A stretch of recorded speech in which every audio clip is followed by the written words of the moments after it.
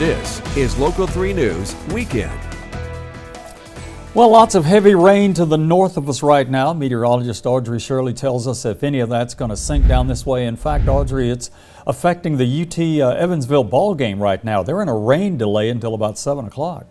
Yes, I heard about that. There have been some showers and storms to the north of Tennessee right now, and we might be able to see some of that for this evening and going into the overnight hours. But I first want to talk about the amount of rain we got earlier this morning, about 1 inch in McDonald and even 2.5 inches in Athens. So there was a good amount of rainfall for the morning hours, and we could see some more later on. To the northeast of us right here, there are some special weather statements and even a severe thunderstorm warning, but luckily for our viewing area, we haven't been seeing any of those special weather statements or warnings quite yet.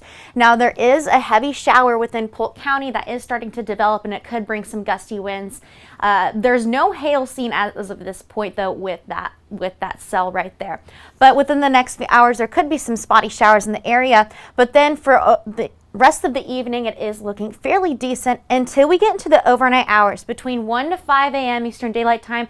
That's when there is the possibility for more severe weather.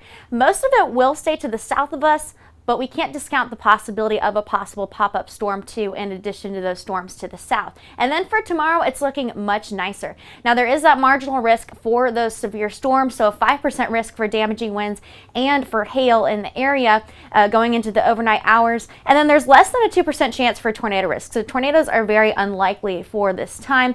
And there is a chance for excess rainfall, mainly for portions of Jackson and DeKalb counties by the end of tonight. Now, within the past few hours, we've had this cold front move through, and it's been bringing some of this weather to the area, but we've only been seeing a few of those spotty showers as of right now. But that's going to change a little bit later. So for the evening, might see a pop-up shower or two, but for the overnight hours, if these storms do continue to hold their strength, there is the possibility to see damaging winds and a small hail in the area. And then the majority of these storms are going to be to the south of our area once some of them to the north begin to settle down a little bit. So we're just going to be seeing more of that heavy rainfall for later this evening too, with the possibility of damaging winds and that hail. It's going to clear up by around 5 a.m. and then you'll be able to enjoy the rest of your Monday after those spotty showers pass. And so for Monday, there is going to be more sunshine in the area, and we might have a few passing clouds in the evening, but then for Tuesday, you'll have mostly sunny skies once again, so you can definitely enjoy that. And then it is going to start to get hotter later this week.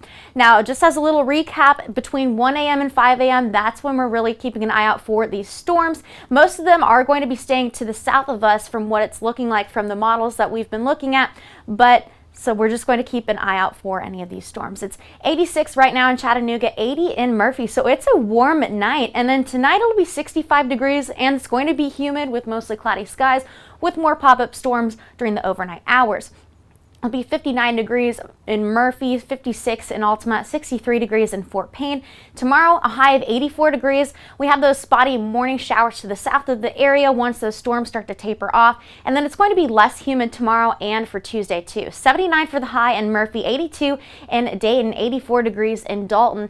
And for the remainder of the week, it is going to be less humid for Monday and Tuesday. And then that's when this warming trend begins. And take a look at this. It's going to reach 96 degrees by Saturday. So we do need to prepare for this hotter weather in this upcoming week.